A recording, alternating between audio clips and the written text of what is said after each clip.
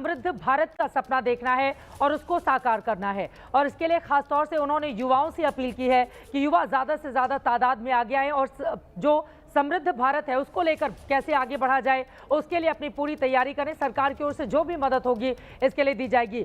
Digital India को लेकर उन्होंने अपनी बात रखी। एआई सेक्टर में भारत कैसे आत्मनिर्भर बने, इसके बाद की यूपीआई ट्रांजैक्शन में हम कैसे दुनिया भर के 50% अकेले के हिस्सेदार हैं, भारत में जो हो रहा है उसका उन्होंने जिक्र किया। लेकिन 5 बड़ी बातें जो आज के उनके भाषण से निकल कर आई। ऑपरेशन सिंदूर पर पाकिस्तान को एक बार फिर से लताड़ा है, ये कहते हुए कि पाकिस्तान में तो हर रोज इसको लेकर बड़ी बड़ी बातें भी निकलकर सामने आ रही हैं और दुश्मन को उसकी कल्पना से परे जाकर सजा दी है हमारी भारतीय सेना ने।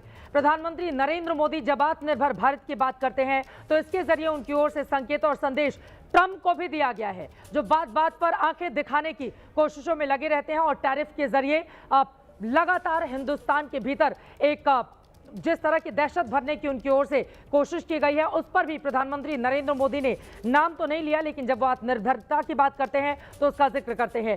पहली बार लाल किले की प्राचीर से प्रधानमंत्री नरेंद्र मोदी ने आरएसएस का जिक्र किया। आरएसएस अपने स्थापना के 100 वर्ष पूरे करने जा रहा है, तो प्रधानमंत्री नरेंद्र मोदी ने तमाम राष्ट्रीय स्वयंसेवक संघ से जुड़े हुए लोगों को यहां से प्रणाम किया और उनके संकल्पों का जिक्र करते हुए उन्होंने कहा कि ये हमारे लिए गौरव का क्षण है जो 100 सालों से निरंतर इस दिशा में काम कर रहा है। प्रधानमंत्री नरेंद्र मोदी ने जीएसटी रिफॉर्म का जिक्र किया।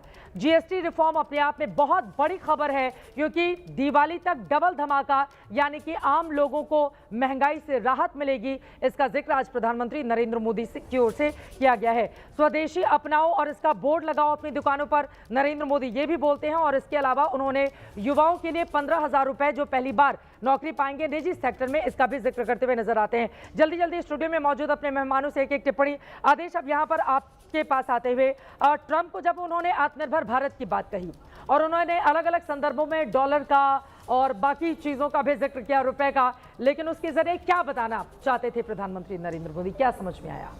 नहीं, देखिए, 2 चीज़ें साफ कर दी। जिस तरीके से अमेरिका टैरिफ के बाद टैरिफ लगा रहा है कि पहले आप कहा कि 25% टैरिफ लगाएंगे, फिर आपने कहा कि आप रशिया से तेल परचेज करके आप उसको ओपन मार्केट में बेच रहे हो, इसके ऊपर हम आपकी और 25% टैरिफ लगाएंगे।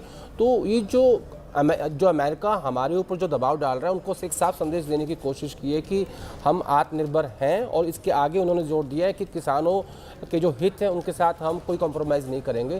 तो मुझे लगता है कि ये एक साफ साफ संदेश था अमेरिका को कि जो आप डेयरी प्रोडक्ट्स को इंपोर्ट करने की बात कर रहे हैं, हमारे देश में एक्सपोर्ट करने की बात कर रहे हैं, उसको लेके जो दबाव डाला जा रहा है टैरिफ के जरिए, तो अमेरिका के लिए संदेश है और पाकिस्तान को भी साफ साफ संदेश दिया है कि जो आप बार बार न्यूक्लियर ब्लैकमेलिंग की बात करते, जैसे दिवांग जी बोल रहे थे कि उनके आर्मी चीफ आसिफ मुनीर ने अमेरिका में भी हाल ही में कहा था, तो उनके लिए भी संदेश है। तो जो भी जिस तरीके का दबाव डालने की कोशिश जो भी मुल्क कर रहा था उन सबको साफ साफ संदेश देके पीएम ने साफ कर दिया है। लेकिन चित्रा, मैं एक बात कहना चाहता हूँ, जो आपका लास्ट सवाल था कि आरएसएस को लेकर जिक्र किया कि 100 साल पूरे होने जा रहे हैं। आपको याद होगा कि 2024 के लोकसभा चुनाव में जब बीजेपी के अध्यक्ष जेपी नड्डा का स्टेटमेंट आया था कि नहीं, अब हम सक्षम है बीजेपी, उनको आरएसएस की ज़रूरत नहीं है, तब से ये लड़ाई शुरू होती है। और उसके बाद से लेके आज जब पीएम ने इस बात का जिक्र किया तो मुझे लगता है कि ये काफ़ी इंटरेस्टिंग है।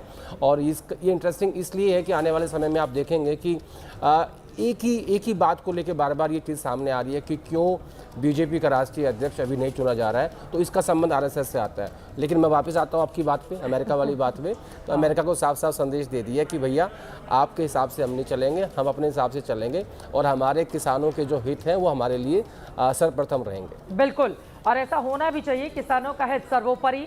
आपको बताते चले, अमेरिका की ओर से कई बार कई मोर्चों पर इस तरह की धमकी, जब से हम आज़ाद हुए उसके बाद से कई बार इस तरह के मौके आए जब वो आंखें दिखाता रहता है क्योंकि अपने हिसाब से वो काम करवाना चाहता है। लेकिन प्रधानमंत्री नरेंद्र मोदी ने पिछली बार जब हमने इंदिरा गांधी के वक्त पर भी देखा था, उसके पहले भी देखा था और इस बार भी हम सब ने देखा कि नरेंद्र मोदी ने अमेरिका की बातें जिस तरह से की गई, उसकी ओर से गिदर भक्की दी गई, झूठा श्रेय लेने की कोशिश की गई, उन सभी को धता बताया और बार बार हमारी सरकार, सेना की ओर से स्पष्ट किया गया कि इसमें कोई भी रोल नहीं है। सेमीकंडक्टर का जब जिक्र करते हैं प्रधानमंत्री नरेंद्र मोदी, उन्होंने कहा 50-60 साल पहले ये आया, लेकिन बहुत स्लो तरीके से, सुस्त रफ्तार से ये आगे बढ़ा, लेकिन बीते 10 सालों में इसमें काफी तेजी देखने को मिली है। चिप का वो जिक्र करते हैं, कहते हैं कि ये भी भारत में बनना बहुत जल्दी शुरू हो जाएगा। प्रधानमंत्री नरेंद्र मोदी जब न्यूक्लियर एनर्जी की बात करते हैं तो वो इस बात का जिक्र करना नहीं भूलते कि परमाणु ऊर्जा क्षमता 10 गुना की ताकत से आगे बढ़ाने की हमारी कोशिश चल रही है। उन्होंने ये भी कहा कि विश्व को मैं बताना चाहती हूँ, क्योंकि क्लीन एनर्जी पर लगातार चर्चा चल रही है, उन्होंने कहा विश्व को मैं यहाँ पर बताना चाहता हूँ कि क्लीन एनर्जी में भारत ने जो अपने लिए लक्ष्य तय किया था 2030 के लिए 50% क्लीन एनर्जी का, उसको हमने 2025 में ही तय कर लिया है। वो आकाश की बात करते हैं, जब स्पेस की बात होती है तो फिर वो समुद्र मंथन की भी बात करते हैं।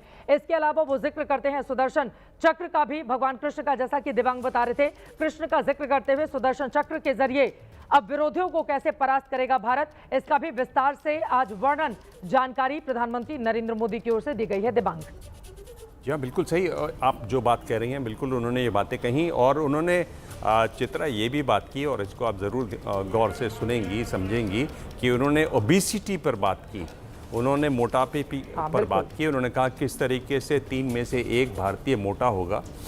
ये एक बहुत महत्वपूर्ण बात है और इससे मुझे लगता है कि जो जुड़ा हुआ मसला है वो हेल्थ का है। हम लोग देखिए low middle income group of countries में आते हैं, जहां दुनिया भर में कहा जाता है कि जो हेल्थ पर जो बजट है उसमें 5.2% खर्च होना चाहिए हमारे बजट का, लेकिन उसका आधा भी नहीं खर्च हो पाता। आप देखिए कुपोषण कितना ज़्यादा है, 5 साल से कम के बच्चों में 35% बच्चों में कुपोषण है। अगर आप महिलाओं की बात करें तो 15 साल से 50 साल तक की जो महिलाएं हैं जहां आप बच्चे पैदा कर सकती हैं, 67% महिलाएं जो हैं वो अनीमिया का शिकार हैं। जब आप अनीमिया का शिकार हो, आपको पोषण ठीक नहीं मिल रहा हो, तो भ्रूण से लेकर शिशु अवस्था तक जो बच्चे हैं उनका दिमाग ठीक से नहीं डेवलप हो पाता, वो कॉग्निटिव यानी बोलने में, पढ़ने में, लिखने में उस तरीके से विकसित नहीं हो पाते। मुझे लगता है ये बहुत एक महत्वपूर्ण मुद्दा है, इस पर जितनी बात की जाए, जितना काम किया जाए, जिस तरह से ये फैला हुआ है वो कम है। उन्होंने एक तरफ बात की मोटापे की, तो भारत देखिए ऐसा देश है जहाँ मोटापा भी है, बहुत ज़्यादा है, और एक तरफ कुपोषण भी है। बच्चे ऐसे हैं जो स्टंटिंग का शिकार हैं, यानी आप जितनी हाइट होनी चाहिए उतनी नहीं हो पाती, जितना आपका हाइट है उसके हिसाब से आपका वजन नहीं हो पाता, आपके अंदर वेस्टेज है बॉडी के अंदर। तो ये एक इस देश की ये एक खासियत है कि एक तरफ मोटापे हैं तो 35% बच्चे 5 साल से कम के वो कुपोषण का शिकार हैं। उन सबको साथ लेकर चलना है, उन सब की बात होनी है। तो आज एक तरीके से मोटापा पर बात की। मैं देख रहा हूँ कि हमारे ऑफिस में भी मोटापा काफी है, जो तेल आ रहा है 10% चित्रा यहाँ भी मोटापा काफी है, दफ्तर में भी मोटापा काफी है। और मुझे लगता है कि जो ये आप ये कह रहे हैं कि प्रधानमंत्री नरेंद्र मोदी की बात न्यूज रूम में भी मौजूद सब लोगों को मान लेनी चाहिए। अब इस पर भी अलग तरीके से विवाद शुरू हो जाए। शुरुआत घर से होनी चाहिए कहते हैं, और शीर्ष से शुरुआत होनी चाहिए। हमारे जो सीनियर लोग हैं उनको खास तौर पर है ये। अब दिव्यांग बाहर जिसको संदेश दे रहे हैं उन तक पहुंच चुका होगा, लेकिन मैं आ जाती हूं वापस। प्रधानमंत्री नरेंद्र मोदी ने देखिए रोजगार को लेकर बार बार जो चर्चा छिड़ती है, आज उन्होंने जब युवाओं को कहा कि युवाओं को निजी क्षेत्र में जब नौकरी मिलेगी हम 15,000 रुपए देंगे। इसके अलावा जीएसटी रिफॉर्म की जो बात हो रही है वो भी अपने आप में बहुत ज़्यादा महत्वपूर्ण है। और यहाँ पर अलग अलग तस्वीरें दिखा रहे हैं। आप देखिए राष्ट्रपिता को सबसे पहले नमन करते हुए उन्होंने आज की शुरुआत की और उसके बाद गार्ड ऑफ ऑनर लिया। 12वीं बार ध्वजारोहण किया है प्रधानमंत्री नरेंद्र मोदी ने, और इस तरह से एक रिकॉर्ड खुद आज नरेंद्र मोदी ने कायम कर लिया है। ऑपरेशन सिंदूर का भी जश्न मनाया जा रहा है, जब MI-17 की ओर से आसमान से फूलों की बारिश की गई और ऑपरेशन सिंदूर का जो झंडा था वो लहराता हुआ तिरंगे के साथ आगे की ओर बढ़ रहा था, उसको भी पूरे देश ने देखा, गौरवान्वित हुआ। ऑपरेशन सिंदूर का जिक्र विस्तार से प्रधानमंत्री नरेंद्र मोदी करते हैं। और उसके बाद जब दुनिया में भारत हिंदुस्तान तेजी से प्रगति करते हुए तीसरी बड़ी अर्थव्यवस्था बनेगा, इसकी भी खुशखबरी मैं इसी लाल किले की प्राचीर से दूंगा। जब नरेंद्र मोदी ये बात कहते हैं तो उनके भीतर एक अलग तरीके का उत्साह भी नजर आता है। महिलाओं का उन्होंने जिक्र किया, उनकी ओर से युवाओं का जिक्र किया गया। युवाओं के भीतर बड़ा सपना देखने और उन सपनों को पूरा करने का बड़ा संकल्प भी आप लें, इसका भी आज बार बार वर्णन प्रधानमंत्री नरेंद्र मोदी की ओर से किया गया है।